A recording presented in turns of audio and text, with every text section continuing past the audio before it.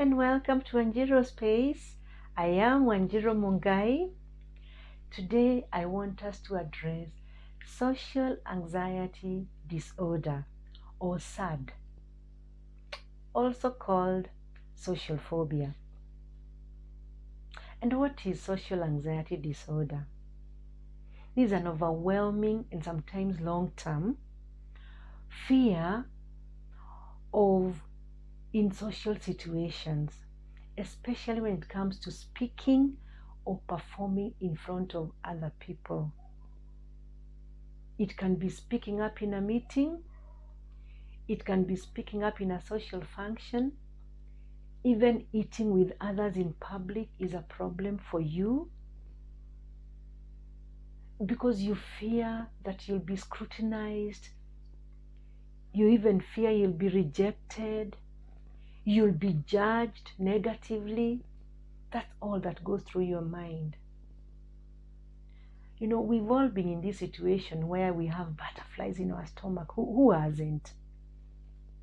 I mean, think about the first time that you're meeting, some new friends, especially your first date. You're bound to have that jitteriness. You will.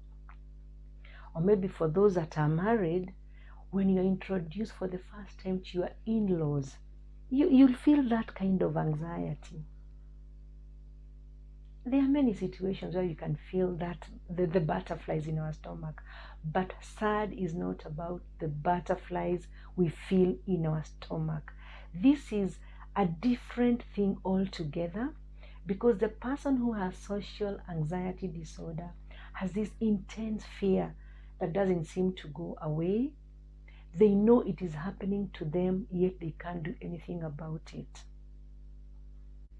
So when you have SAD, you are extremely conscious of what is happening to you, and you worry about what people will think and say about this situation. This is not your everyday shyness, because we can be shy one time or other, but this is not it. So it actually causes you a lot of distress, that anxiety. It impairs your life. The symptoms of SAD comes in 3 types. We have the physical symptoms, we have the thoughts of the cognitive symptoms, and also the behavior symptoms. So let's go to the physical symptoms. I know most of us are actually familiar with the physical symptoms. Think about, that person who just sweats. And when they do so, then it even gets them more embarrassed, because they are thinking, everybody can now notice my sweat, all over my face and everywhere. But I need to also say this: not everyone that sweats has SAD. Because let me tell you something, which I think we shall discuss sometime later. Ladies who are menopausal do sweat, unprovoked. So this is not about that kind of sweating. It is sweating because you've been asked to say something in public, you're meeting some people, you're being introduced to for the first time, you have the sweaty palms, or just the sweat is all over, and you can't stop yourself. You can have palpitations, very serious ones. You can have a dry mouth. You can actually get dizzy or just have a headache, a sudden headache. You may also start shaking. You can have nausea. Sometimes it's so bad you can actually get a running stomach or a very, very tight chest. All these are symptoms of SAD. And it comes to the cognitive symptoms.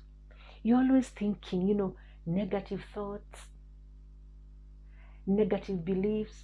You think everything that you never think anything positive about yourself.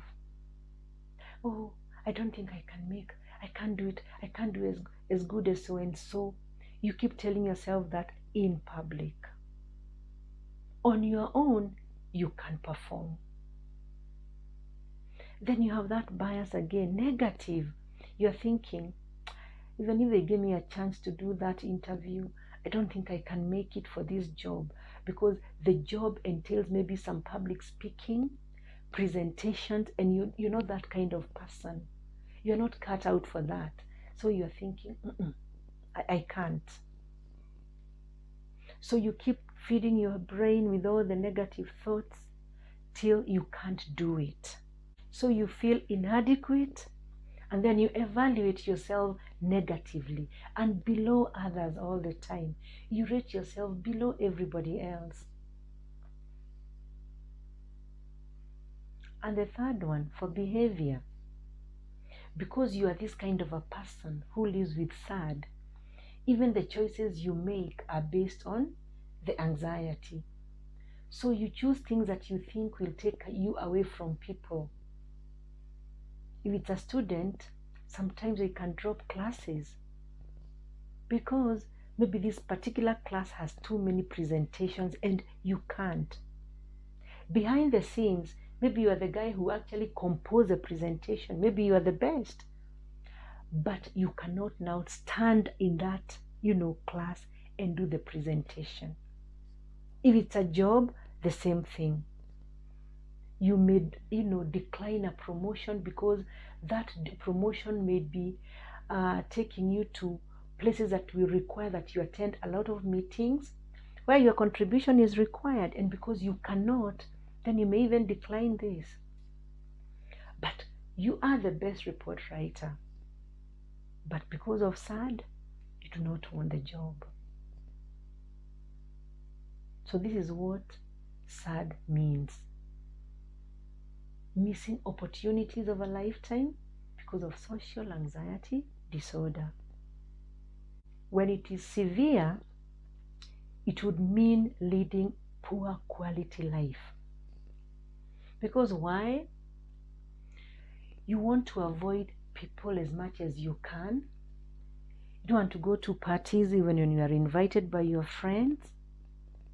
So that might also mean you have fewer friends or sometimes no friends at all. It actually lowers your self-esteem and your self-confidence. So what we are saying is, it really impairs your life. And if something is affecting your life, as in your work, school, relationships, what is left? So it actually affects every aspect of your life. But good news is, it is treatable. But for today, we're just going to talk about what social anxiety disorder is and what us as friends, as family, colleagues can do for the other people. Do not judge them. It's not like they want to be that way. They'd want to be, involved in everything that the rest of us are doing, but they just can't. So try to understand where they are coming from. Be empathetic by actively listening to them. Maybe they'll explain why they feel, how they are, maybe not why, but how they are feeling. It will help them to know that somebody is giving them that listening ear. Be patient. So don't be like, oh, and what is wrong with this one? What's so hard about? You just ask to just stand up and say something. Don't force issues. Not everybody is like you. If you have that strength and that courage to do these things, impromptu, the other person is not like you. So give them time. In our next video, we shall talk about some strategies to help somebody cope with social anxiety disorder. So keep it 10 space. Thank you so much for watching. Thank you for those that have subscribed to my channel. And for those others, I'm kindly requesting you to subscribe to 10 space for more videos. Do press the notification bell and leave a comment. Thank you very much. Until the next video, goodbye.